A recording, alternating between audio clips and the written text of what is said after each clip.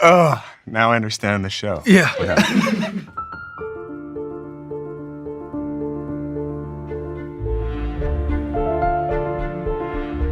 Hey, what's going on, everybody? For First We Feast, I'm Sean Evans, and you're watching Hot Ones. It's the show with hot questions and even hotter wings. And today we're joined by Ben Stiller. He's a comedy icon, an actor and director who's graced the screen for more than 3 decades. You can catch him starring in the upcoming holiday comedy Nutcrackers, scheduled to be released on Hulu and Disney Plus November 29th. And at long last, the Emmy Award-winning acclaimed hit Severance returns for Season 2 January 17th on Apple TV+. Ben Stiller, welcome to the show. Thanks, man. Great to be here. What's your mindset like going into this interview? Are you a hot sauce person by nature? I'm not, but I'm also game and excited for what's going to happen, and maybe I'll do good. Right? I think you will. I can see it in your eyes right now, Ben. And I'm gonna keep going. I'm gonna go. I guess you have to go all the way through, right? You have to. So I'm gonna go through it. All right.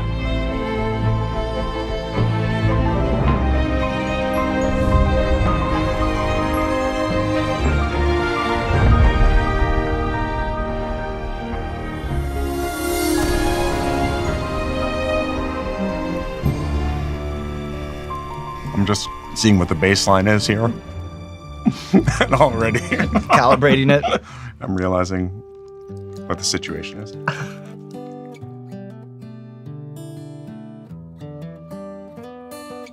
No, good. So I'm curious, what are the steps that go into setting the tone and vibe for a series like Severance? Like, it seems like such a difficult thing to coordinate, from the script to the performance to the aesthetic to the pace and all the other elements that drive a show like that. We're just beginning. It always for me was started in comedy, really, because it's sort of a workplace comedy, but it's also very, very strange and maybe a little bit scary. And then as the show developed, it got a little weirder and stranger and maybe less comedic than I'd originally thought it was. But I feel like that's always at the kind of the root of it is that workplace comedy. Kind of like, like shows like The Office or Parks and Rec. Those were shows for me that were sort of in the DNA of what the show was. This is good. Kind of sweet. You kind of catch like a little cinnamon up front almost. Yes. And then kind of that fruity pear comes in. Wow. And then it does have like a little lasting heat on it, but look at you, Ben. Just a little kick, little but kick, not too much. Just a little kick. Yeah. Do you have an all-time most treasured Knicks moment to have experienced live? In the playoffs last season, that incredible Dante DiVincenzo shot against Philadelphia. I think it was the second game of the playoffs.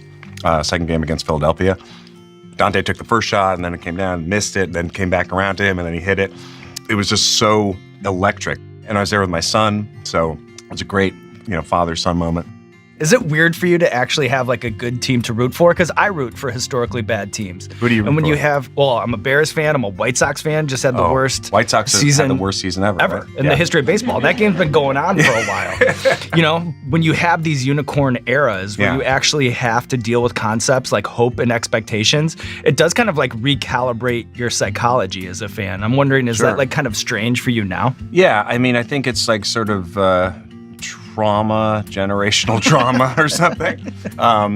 It's an exciting time. I love our team. I love the energy on our team. I love the camaraderie.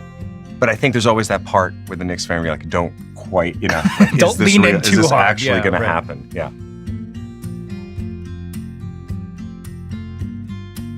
This is good. I mean, this doesn't feel more intense than number 2. It almost feels less. Yeah. I actually think. Yeah.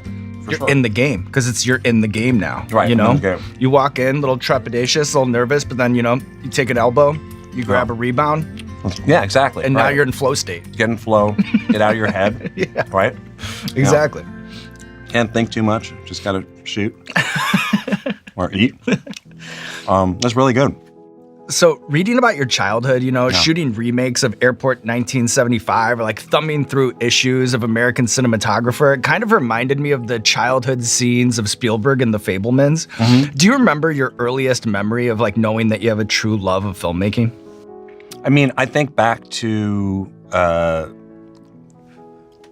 getting the Super 8 camera that my dad got me. I started to just film stuff when I was about 8, 9, 10 with my friends. And growing up on the Upper West Side in the 70s, it was kind of rough and tumble. So we would do our kind of own versions of Retribution because I would sometimes get mugged as a kid. So we'd do these little sort of like Retribution stories where it'd be like I walk down the street and a kid like roughs me up, takes my money or whatever, and then runs away. And then I get my other friend and then we run after him and we just like pummel the hell out of him. Then we like would experiment with special effects and try doing things where you like make ourselves disappear or do double exposures or, you know, all the stuff we'd be watching in the movies. And so it just became, I mean, it was like what I loved to do. And I kind of knew, I think, since I was like probably like 9 or 10, I was like, all right, I want to be a director. That's what I want to do. Am I getting too confident here? I feel like I'm getting a little too confident. Does it like take a big leap up and...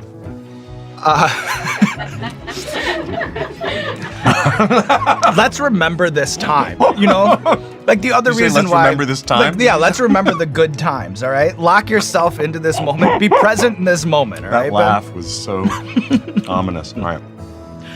How would you articulate the difference between a star actor's relationship with the studio when making a film versus a director's relationship with the studio while making a film? You know, as someone who's been on both sides of that fence, I'm curious if one is more complicated than the other. Oh, that's a good question. I mean, the director always has much more responsibility. You know, you're the person, if you're directing, that has to, first of all, get what you want on the screen, get the performances, get, you know, it's at the end of the day, you're the one who's making the movie and, you know, it's your responsibility to make it the way you want. While star of a movie can sometimes live in their own kind of, you know, bubble. Sometimes they can live in the world of like, hey, you know what? I gotta catch the Knicks game at 7:30. But we have like 2 hours more to shoot. Every actor comes from a place of, I think, vulnerability. There's fear.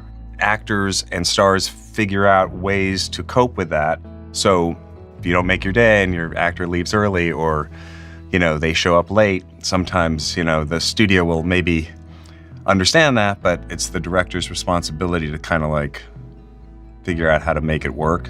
And so, again, it comes back to like if you have a great relationship with your actor, your star who really cares as much as you do, they can be a partner to you, but it also can go the other way. And I've experienced both sides of it for sure.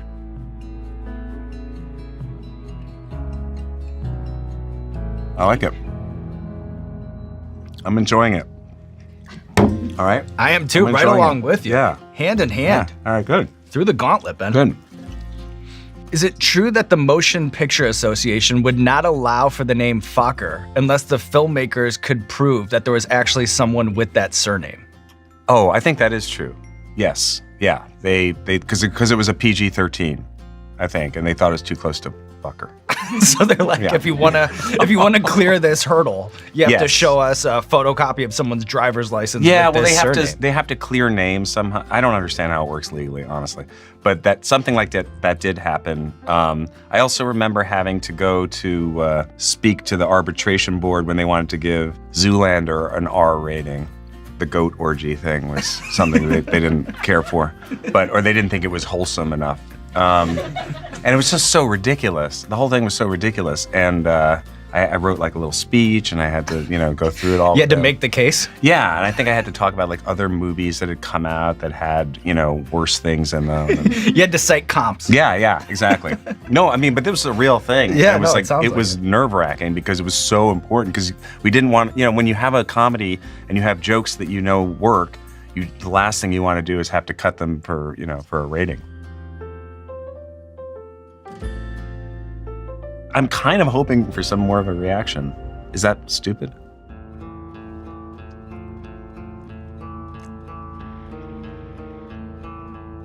Okay. The small of my back is starting to sweat a little bit. I'm just going to be honest. Right, no, okay? And I appreciate that kind of transparency. Like as we work our way through here, there's going to be a lot that goes on. So you just let me know. Give me the play-by-play. Up to this point, what are you thinking? Yeah. How are you assessing my ability to take in the hot sauce? Well, first off, I'm encouraged by it. Okay.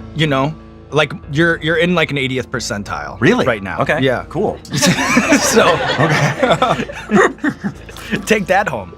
I feel like at home, in my home, my wife, my son, the daughter would, like, at this point, I'm probably like beating the odds in terms of what they expected. Yeah. Because they were basically like good luck, and they didn't think I was going to do that well up to this point. So I'm feeling good. There you go. Okay. So when Vince Vaughn was on the show, he made a really interesting point about how the lead in a broad comedy needs to maintain a level of credibility and a level of specificity while the supporting characters can play more in the absurd. Yeah. Does that track for you? I think it's right. I think you do have to be grounded and have something for the audience to connect with in terms of something they can identify with, no matter how crazy the stuff is that's going on around you. And in Dodgeball, like, you look at Vince, he's playing super straight, almost defiantly so, you know? But then Vince also has that other thing, which is he just has like an incredibly, unique and funny persona. Yeah. And he can improvise like nobody else. Nobody can spin a phrase like Yeah, I saw him on the show here. He's like, he just, talking about all those catchphrases over the years and things that those come out of him usually, and I don't know, it's fun to work with somebody who makes you laugh, all the time.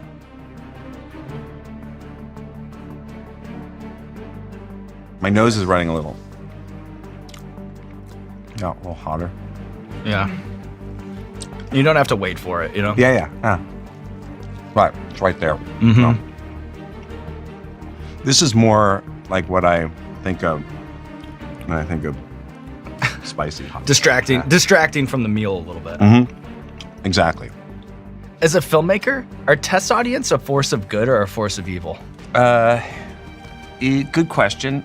They can be either, I think. I think a test audience is a good thing in that you watch the movie, and for a comedy, you hear where they're laughing or where they're not laughing.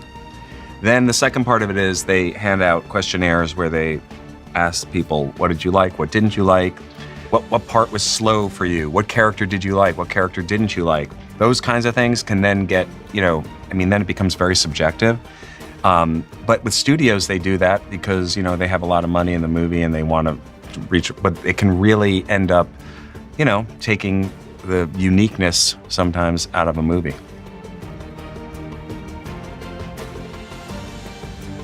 Am I allowed to prophylactically have some milk? Yeah, and I'll join you. Okay.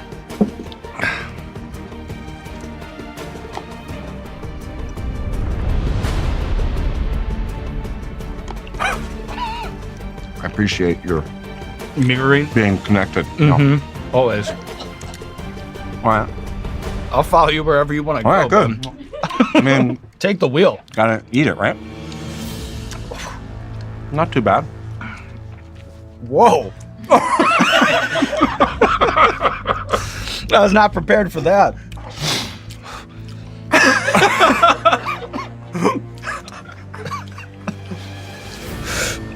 I feel invigorated. Yeah. Alive, baptized by the fire of the show. Yeah.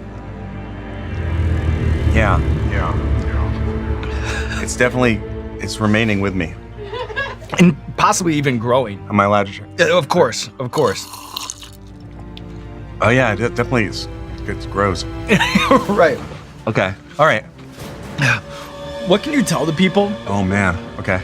What can you tell the people about Heat Vision and Jack? I read the premise about it online. I was shocked when the pilot didn't get picked up. Shit. I'm kind of hoping for some more of a reaction. Oh my God. Mm-hmm. Okay. I feel silly for what I said a minute ago. Remember when I was saying, remember the good times? I know, but then I had a sin of hubris. Oh shit. Okay. Heat Vision and Jack was a pilot that.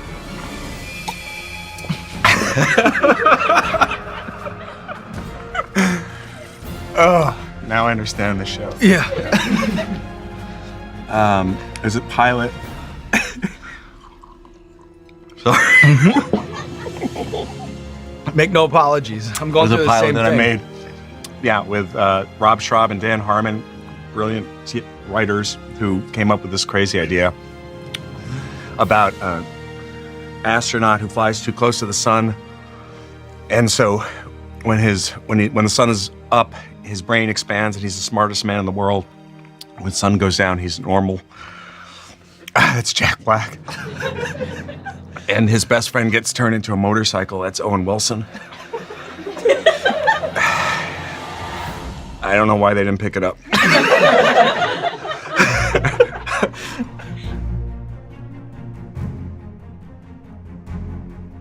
I just want to make it through to the end. You have to. And here's some good news for you, Ben. Okay. Nothing is as spicy as that last wing. I have more good news. Would you like some ice cream right now? Yes. Yeah. We are always Oh my God. ready for you. All right. Does this mean like I'm weak or something? No, I'm Okay. gonna join you. You know, Oh my God, that's so good. how good Yeah. does ice cream taste after the Bomb Beyond Insanity? Oh, this is great. Thank you. All right. I'm trying to figure out how to approach the last two. In terms of, I mean, let's just take one at a time, but. Well, I'll follow your Okay, approach. all right. Is it time? If you're ready.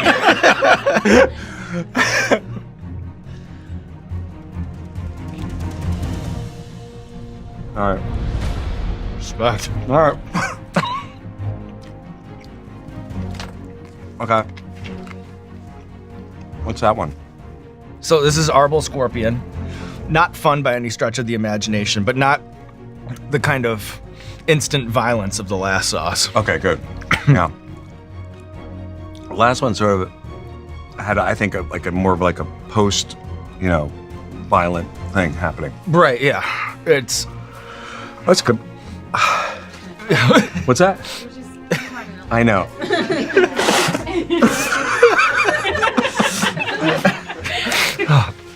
So you once called Star Trek your best friend?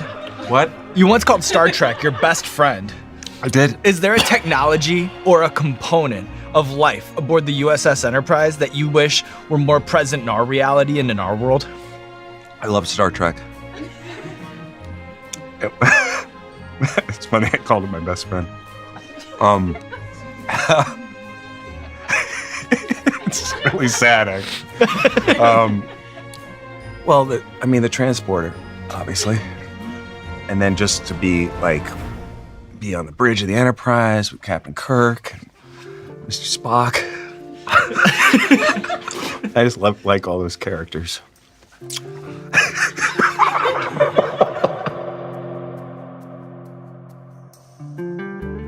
This really is unlike any other experience. That's what we strive for here at Hot Ones. How much do you put on? Another satisfied Is that? customer. That is extremely. That's aggressive. It's aggressive? Yeah. Okay. Maybe just I do one of these. Okay. There you go. That's perfect. Does anybody just go to sleep? No, you'd be the first. You'd be breaking ground. Just pass out. Go Be breaking ground, man. There we go. Oh my God. Yep.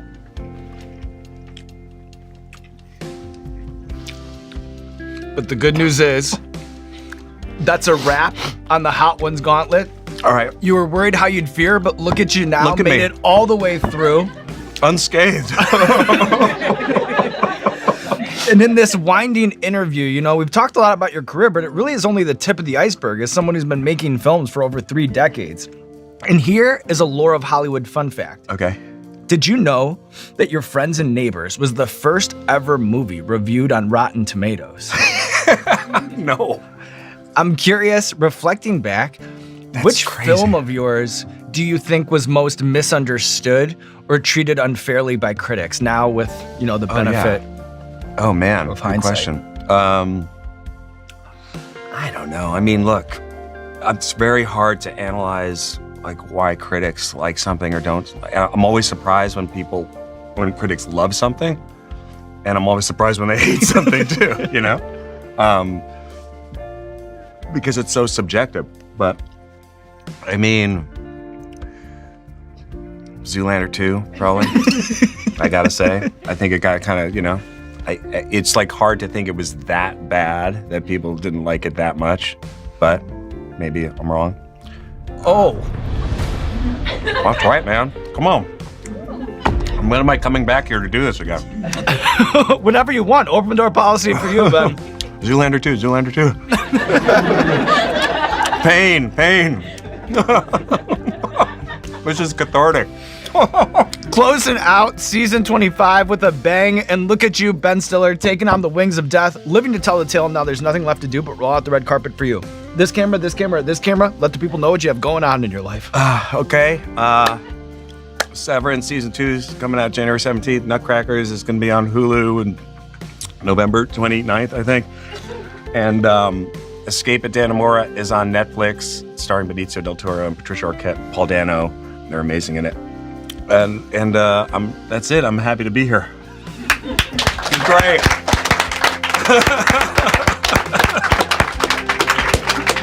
All right. That was awesome, man. So much fun. Oh my God. Great questions, man. It reminded me a lot of Vince's. Oh, really? Actually, to be honest. Yeah. Cool. Seriously though, like I'm a fan of the show, but my son is just like was so excited. He's 19, he loves it. Yeah. Tell him I said hi. I mean that. I will. Like he's a fan. Now I understand the show. Hot Ones fans, Sean Evans checking in to remind you, new season means new sauces. And if you'd like to live the experience of season 25, you can do it right now with the Hot Ones. What do we call this? With the brand new Hot Ones Season 25 10-pack. Heatness.com, that's Heatness.com to get your hands on the Season 25 Hot Ones Hot Sauce Gauntlet. Get them while they're hot, and be careful around the eyes.